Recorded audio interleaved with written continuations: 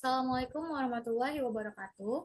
Kami dari kelompok 2 akan mempresentasikan hasil review jurnal kami yang berjudul Penerapan Algoritma Decision Tree C4.5 untuk prediksi kelayakan calon pendonor darah. Sebelum masuk ke presentasi, kami akan memperkenalkan anggota kelompok kami, yaitu saya, Nindira Diarti dengan NIM 25105140006. Saya Nazla Aliza Pasha dengan NIM 2510514002. Saya Anida Nazul Sulasista dengan NIM 2510 5140113.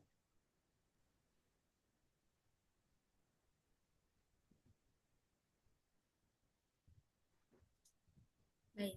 Identitas jurnal yang kami gunakan yaitu dimulai dari pertama ada judul penelitian, judulnya adalah Penerapan Algoritma Decision Tree C4.5 untuk prediksi kelayakan calon pendonor darah dengan klasifikasi data mining, dengan penulis Yuda Irawan, program studi Sistem Informasi di STMIK Hang Tuah, Pekanbaru. Jurnal ini diterbitkan di JTIM atau Jurnal Teknologi Informasi dan Multimedia volume 2 nomor 4 Februari 2021 di halaman 181 hingga 189 PISSN 2715 sampai dengan 2529 atau EISSN 2684 hingga 9151.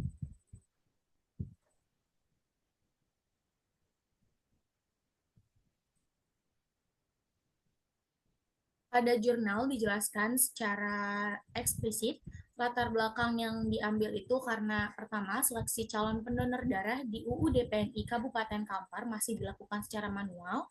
Akibat dilakukan secara manual itu akhirnya terdapat tidak efisien atau mungkin terkadang ketidakakuratan dalam penentuan kelayakan calon pendonor darah. Nah, selain itu, data-data yang sudah diterima atau data-data yang sudah didapat tidak dimanfaatkan secara optimal untuk mengambil keputusan berbasis pengetahuan. Dari latar belakang tersebut muncullah tujuan untuk mengembangkan sistem berbasis web yang dapat memprediksi kelayakan calon pendonor darah secara otomatis berdasarkan dari data-data yang tersedia, lalu menghasilkan aturan-aturan keputusan yang dapat mendukung petugas dalam proses seleksi. Dan yang terakhir yaitu menerapkan algoritma C4.5 untuk klasifikasi berdasarkan parameter kesehatan.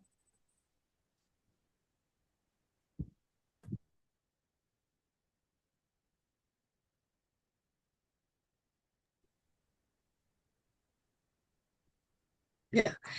Selanjutnya adalah konsep dan teori yang digunakan pada penelitian ini. Jadi secara keseluruhan konsep besarnya yang digunakan pada penelitian ini terkait dengan penerapan matematika diskrit adalah dengan konsep tree sebagai bentuk khusus dari graf yang memiliki hierarki yang dapat mempresentasikan data yang diolah dalam bentuk struktur pohon. Nah, jadi konsep tree ini dihasilkan dari algoritma C4.5 yang dimodelkan sebagai graf G, V, E.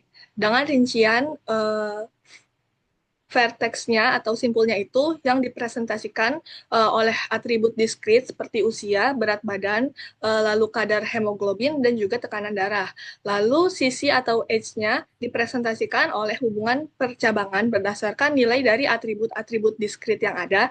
Lalu ada root node yang merupakan simpul awal yang dipilih berdasarkan nilai informasi gain tertinggi yang terdapat pada atribut hemoglobinnya. Dan ada juga leaf node-nya yang merupakan simpul akhir yang mempresentasikan kelas keputusan, yaitu donornya iya atau donornya tidak. Jadi struktur T ini sifatnya terhubung tanpa siklus dan juga setiap jalurnya dapat membentuk aturan if-then yang logis. Jadi dapat dilihat kalau struktur tree-nya kurang lebih seperti ini. Jadi dari dimulai pengecekan hemoglobin, lalu kadarnya apakah tinggi, normal, ataupun rendah. Jadi kalau misalnya hemoglobinnya itu normal, nanti bisa langsung dikatakan bahwa dia bisa donor darah. Apabila tinggi, maka akan dilakukan cek TD ini adalah tekanan darah. Apabila tekanan darahnya normal, maka akan dilakukan cek berat badannya lagi. Nah, untuk cek berat badannya itu ada yang sedang gemuk, juga gemuk yang tipe pertama dan gemuk yang tipe kedua. Kalau misalnya sudah termasuk ke kategori gemuk baik satu ataupun dua, maka sudah disimpulkan bahwa dia tidak bisa digolongkan sebagai pendonor. Kalau misalnya berat badannya itu sedang, maka akan dilanjutkan dengan cek usia. Nah, kalau misalnya usianya itu dewasa golongan kedua, maka dia juga tidak bisa. Lalu kalau usianya lansia, dia juga tidak bisa. Nah, tadi kan ada yang cek tinggi. Kalau misalnya tingginya itu tinggi, maksudnya cek tekanan darah. Kalau misalnya tekanan darahnya tinggi itu, maka dia juga otomatis tidak bisa digolongkan sebagai pendonor. Lalu jika hemoglobinnya rendah, maka ada dua, dicek lagi tekanan darahnya. Apabila tekanan darahnya rendah, otomatis dia tidak bisa digolongkan sebagai pendonor. Lalu kalau misalnya tekanan darahnya normal, diperiksa lagi usianya. Apabila remaja, maka tidak bisa. Apabila kategori dewasa 1, maka akan dilakukan cek berat badan.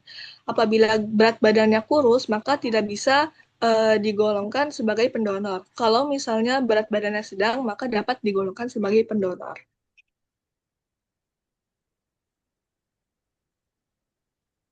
Oke, selanjutnya adalah klasifikasi dengan algoritma C4.5 yang termasuk ke dalam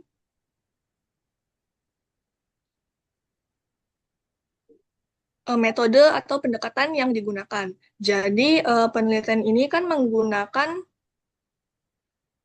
pendekatan data mining, yang mana dengan metode klasifikasi algoritma decision tree C4.5. Nah, eh, algoritma ini diterapkan untuk dapat memprediksi tadi kelayakan calon pendonornya, apakah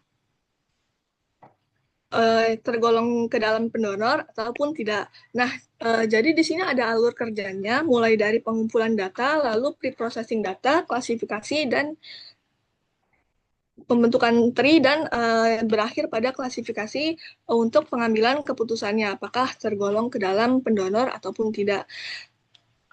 Nah, untuk pengumpulan datanya itu dilakukan observasi, peneliti melakukan observasi terhadap di sebuah tempat dan melakukan wawancara. Lalu untuk pre-processing datanya itu dilakukan pengubahan data mentah menjadi data yang siap untuk dipakai, untuk diproses oleh si algoritmanya ini. Nah, setelah dilakukan pre-processing, maka akan diberikan pembentukan struktur tree pada si algoritmanya menggunakan konsep himpunan, relasi, dan juga graf berarah yang mempresentasikan proses pengambilan keputusannya. Nah, untuk himpunannya itu tadi kita kan di penelitiannya ini menggunakan beberapa data yang menjadikan atribut. Nah, maka beberapa atribut itu yang digolongkan ke dalam si himpunannya itu. Lalu nanti algoritmanya ini bekerja dengan membagi data ke dalam cabang-cabang pohon berdasarkan atribut diskrit yang berupa data yang sudah dikumpulkan itu hingga mencapai node daun yang mempresentasikan kelas keputusan apakah donornya dikatakan iya atau tidak. Maka dari itu, langkah-langkah dalam pendekatan yang dilakukan ini menunjukkan bahwa keseluruhan alur kerja sains data itu tidak terlepas dari konsep dasar dari matematika diskrit yang memungkinkan sistem dapat membuat keputusan bagi pihak PNI untuk dapat membantu dalam menyeleksi untuk peserta donor darah.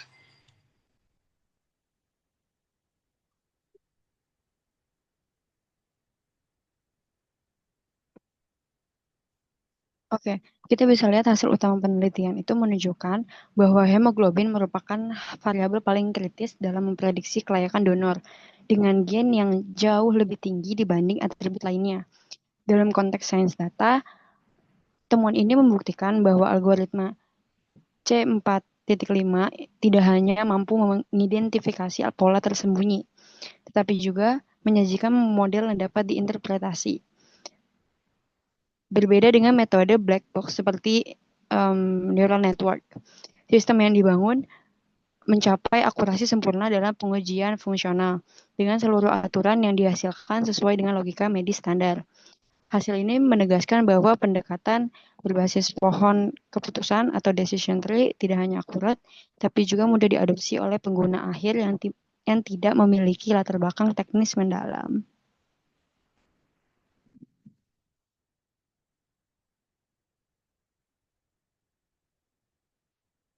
Kita masuk ke kelebihan, keterbatasan, dan saran. Di sistem ini memiliki kelebihan utama dalam kecepatan, konsistensi, dan transparansi. Proses yang sebelumnya manual dan memakan waktu kini dapat dilakukan dalam hitungan detik dengan keputusan yang tepat dengan keputusan yang dapat ditelusuri alasannya melalui struktur pohon. Namun, penelitian ini memiliki keterbatasan dalam hal cakupan data yang masih terbatas pada satu wilayah dan jumlah variabel yang belum mencakup faktor-faktor seperti riwayat kesehatan atau konsumsi obat. Untuk pengembangan selanjutnya, disarankan untuk memperluas variabel prediktor, menguji algoritma alternatif, serta mengintegrasikan sistem dengan platform kesehatan digital yang lebih luas guna meningkatkan skalabilitas dan dampaknya.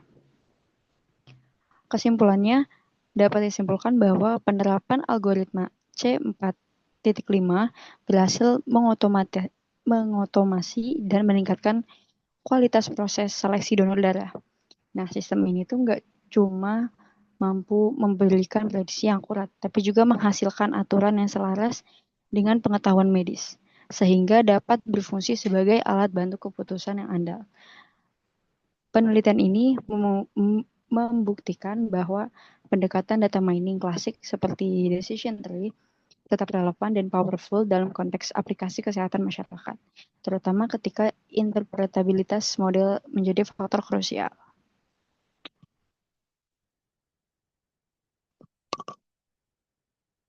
Oke.